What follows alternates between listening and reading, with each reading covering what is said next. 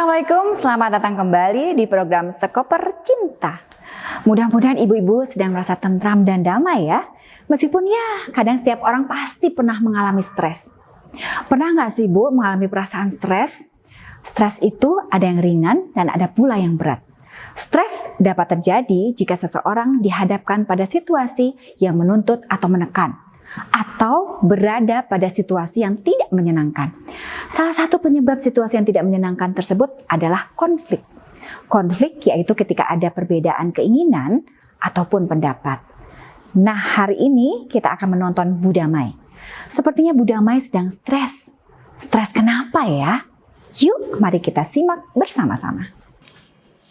Gini kan enak tuh. Mana pulpen teteh? Mana pulpen teteh?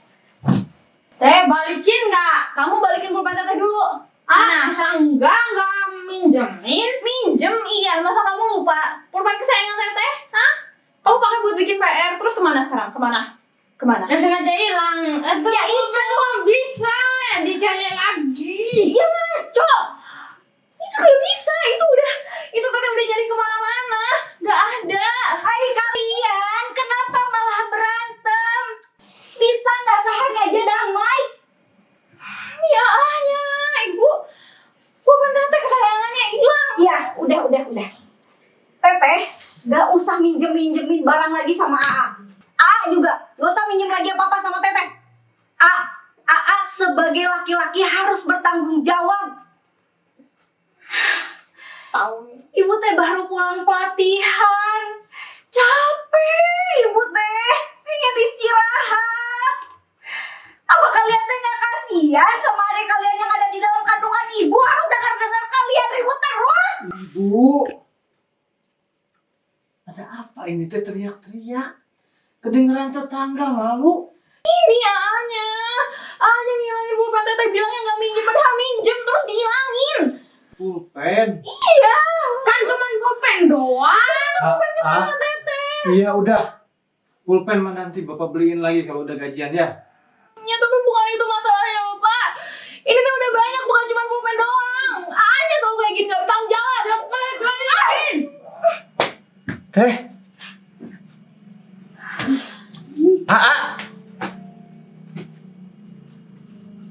Astagfirullah. Ibu, udah ibu sok duduk.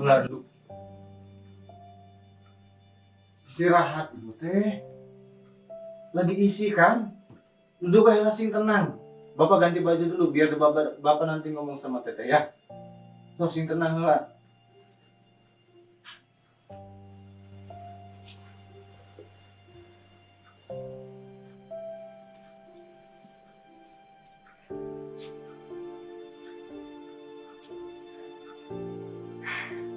Kenapa tadi teh aku bawa emosi?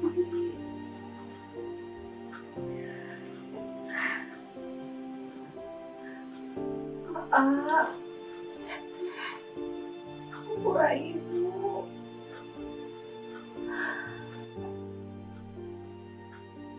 Bu Damai.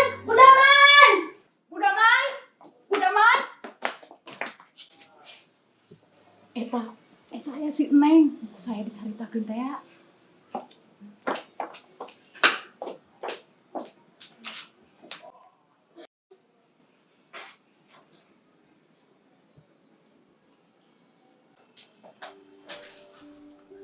Ai, kamu kenapa, Neng? Kok lebam-lebam gitu?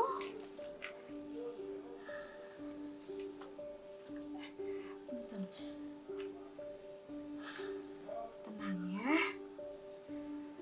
Sok, cerita sama ibu. Nanti ibu pasti bantu. Iya Neng, cerita aja ke Bu Damai. Bu Damai mah pasti bisa bantu. Bu, hubungan keluarga saya teh lagi nggak baik. Suami saya tadi pulang dari pabrik, terus lihat cucian teh masih kotor. Suami saya teh marah, terus pukul saya. Tapi itu teh salah saya, Bu. Salah saya.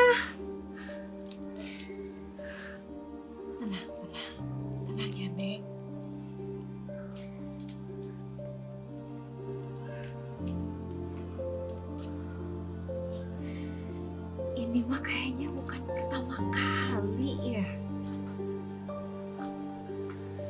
Apapun alasannya, kamu nggak pantas untuk dipukul. Iya, Neng. Rumah mah bukan ring tinju. Yang namanya perempuan mah harus dilindungi. Neng teh harusnya dilindungi sama suami Neng. Sok, tenangin diri dulu ya.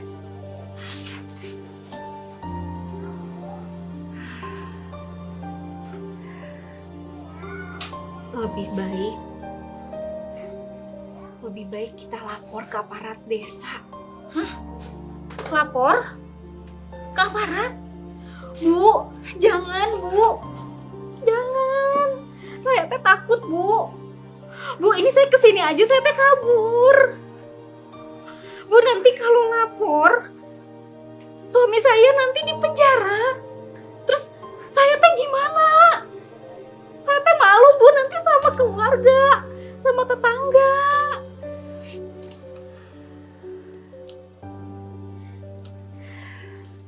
Tenang ya, Neng.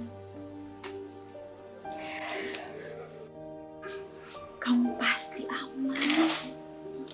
Kamu akan tetap aman. Tapi suami kamu tuh harus dikasih pelajaran supaya nggak mengulang hal yang sama. Keluarga sama tetangga pasti ngerti kondisi Neng. Sekarang yang terpenting, Neng harus mendapatkan perlindungan. Neng harus mencintai diri sendiri. Emangnya saya teh pantas Bu dicintai?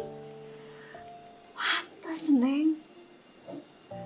Semua perempuan teh pantas buat dicintai, dihormati, dihargai, diperlakukan dengan baik.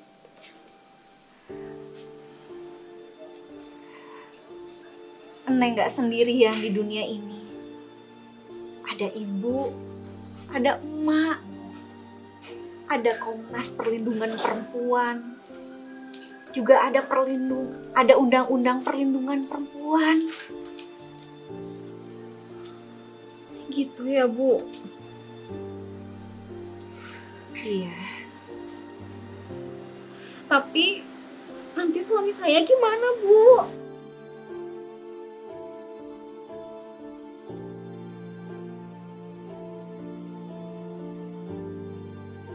Tenang. Suami Neng akan mendapatkan perlakuan secara adil sesuai dengan hukum yang berlaku di negara kita. Kan, Neng? Bener kan? Untung aja emak teh bawa kamu ke Budamai. Pokoknya mah kalau ada apa-apa bilang aja ke emak ya. Emak mah siap bantu.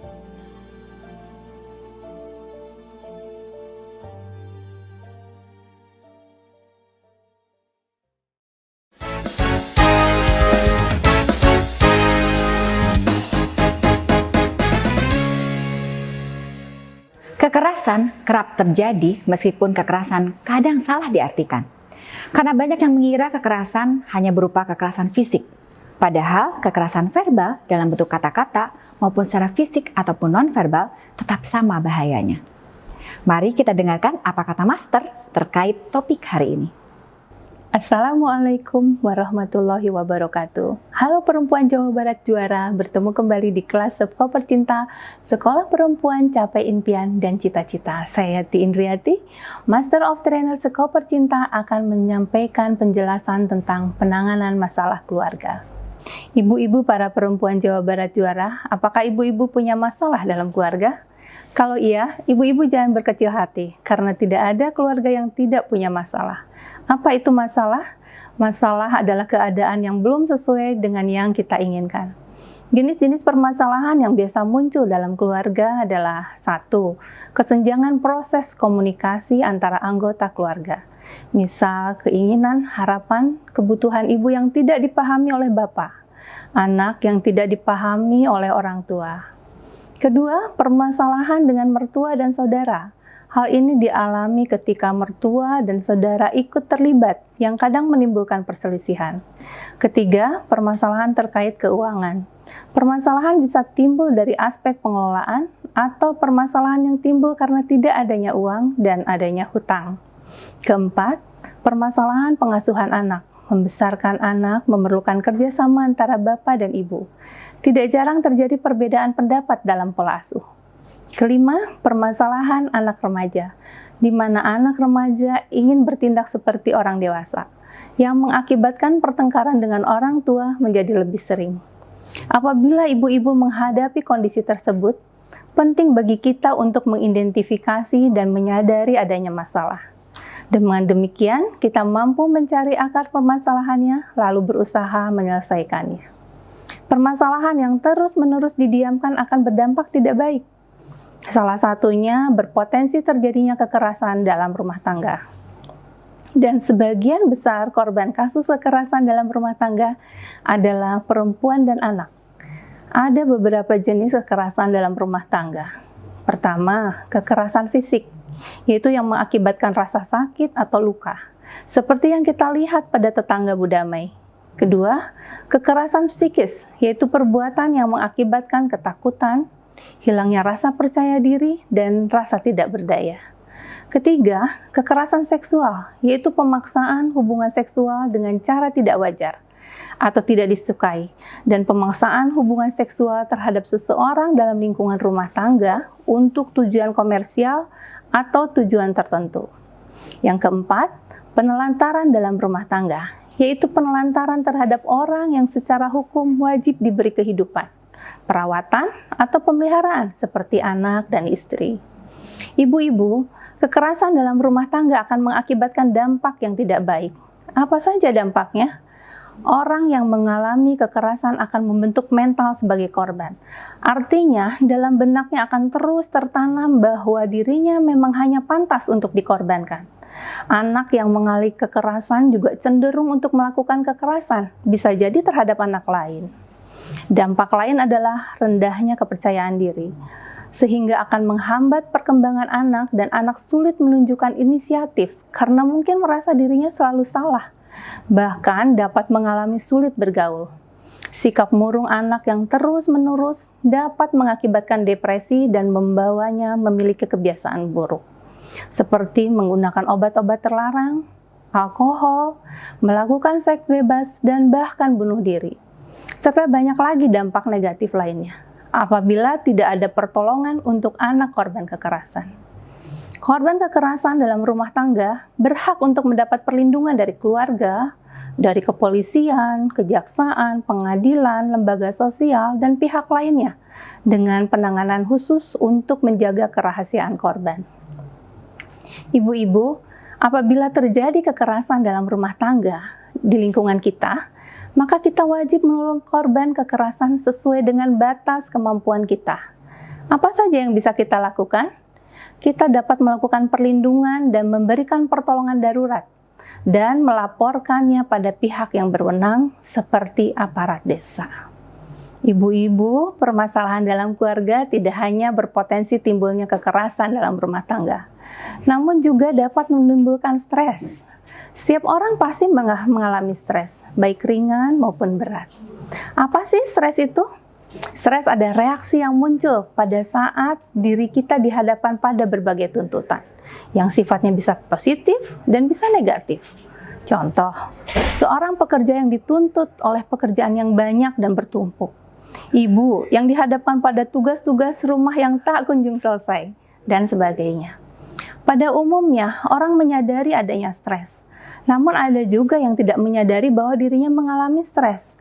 Reaksi seseorang terhadap stres dapat bersifat positif dan juga dapat bersifat negatif. Reaksi bersifat negatif jika terjadi gangguan atau keluhan.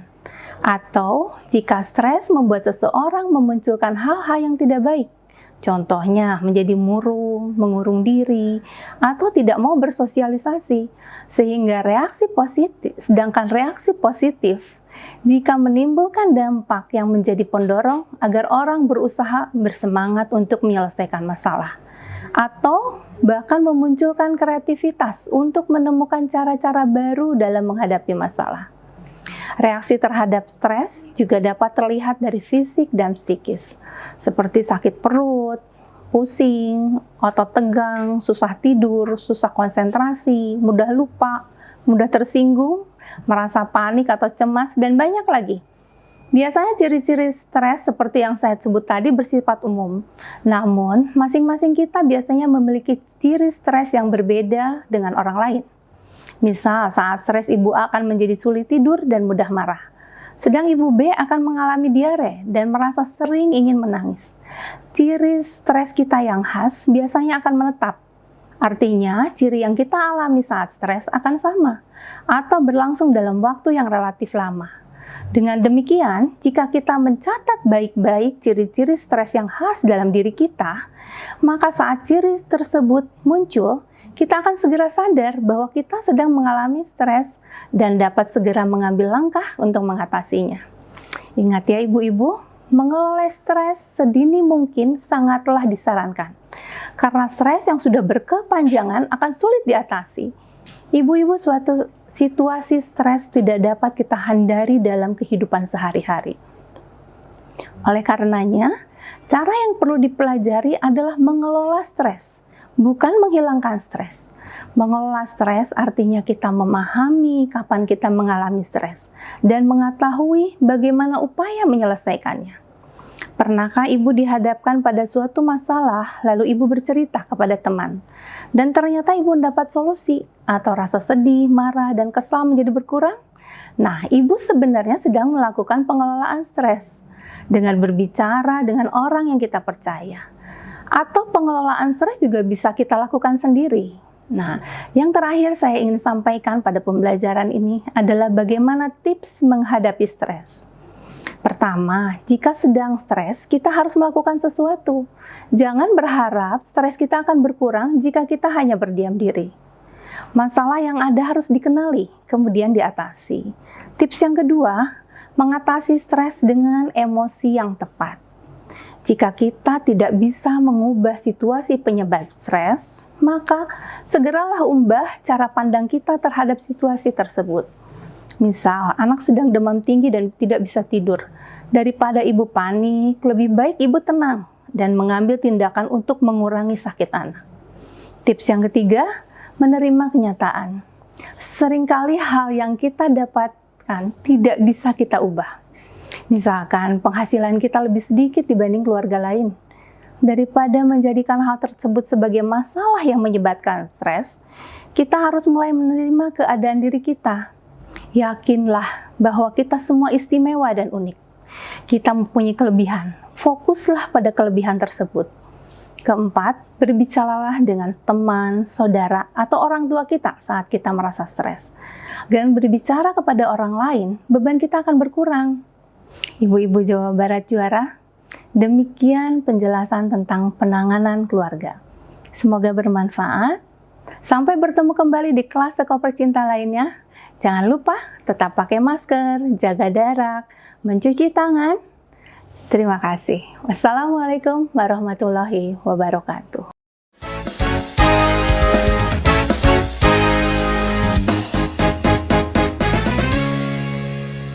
Gerakan bersama cegah COVID-19 dan stop KDRT.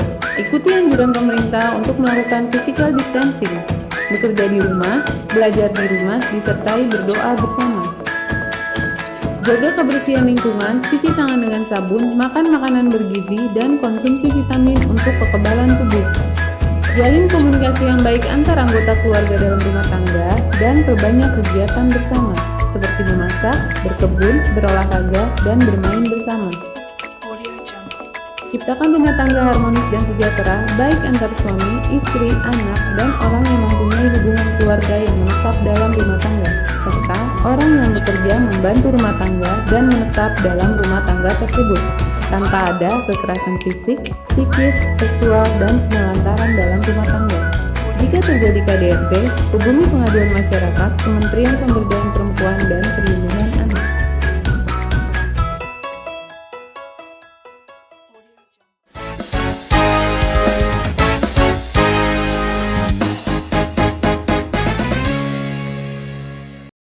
Assalamualaikum warahmatullahi wabarakatuh. Sampurasun. Saya I Gusti Agung Kim Fajar Wiyati Oka, Kepala Dinas Pemberdayaan Perempuan, Perlindungan Anak dan Keluarga Berencana Provinsi Jawa Barat. Catat yuk tanggal penayangan pembelajaran Sekoper Cinta mulai tanggal 29 Mei sampai dengan 14 Juli 2023 setiap hari Senin, Rabu, dan Jumat pada pukul 14.30 sampai dengan 15 waktu Indonesia bagian Barat hanya di TVRI Jawa Barat. Mari kita ajak semua perempuan di Jawa Barat untuk bergabung untuk mewujudkan perempuan yang berdaya, bahagia, dan juara. Satu lagi ya, pembelajaran ini pun dapat diakses di aplikasi Sekoper Cinta loh. Atur nuhun. Assalamualaikum warahmatullahi wabarakatuh.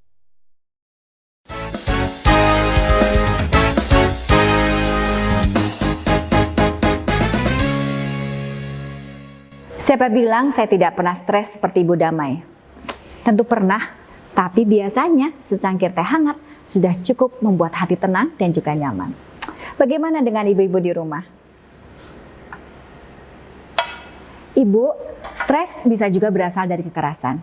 Ingat ya ibu-ibu, apabila memang ibu pernah mengalami kekerasan atau memiliki teman atau kerabat yang mengalami kekerasan, segera laporkan. Tidak perlu takut karena kekerasan apapun bentuknya tidak boleh dibiarkan. Ibu-ibu, sampai jumpa di pertemuan Sekoper Cinta berikutnya ya. Semangat terus!